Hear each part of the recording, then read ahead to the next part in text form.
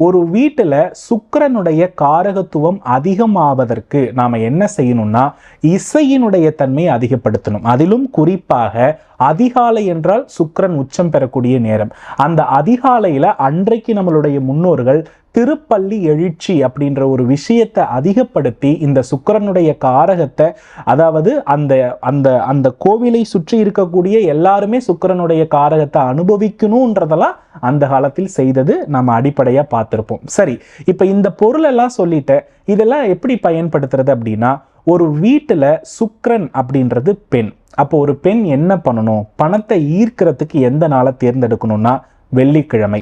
இப்போ வெள்ளிக்கிழமை பிறந்தாச்சு. இந்த வெள்ளிக்கிழமையில நாம என்ன செய்யணும் அப்படின்னா, இந்த பொருள் எல்லாம் நாம் தொட வேண்டியது அவசியம். எப்படி தொடணும்? வழிபாடாக தொடணும்.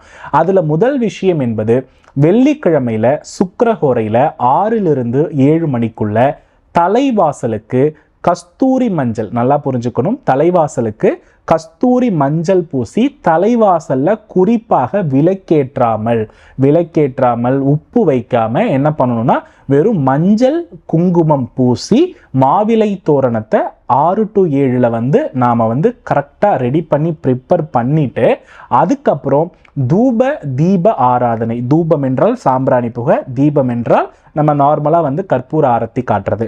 இதை கரெக்டா 6 to 7 மணிக்குள் ஒரு பெண் சுத்தமாக செய்கிறாள் அப்படின்னா உடனடியாகவே அந்த பெண்ணுக்கு மகாலட்சுமி வசியமாகிறார். இது முதல் விஷயம்.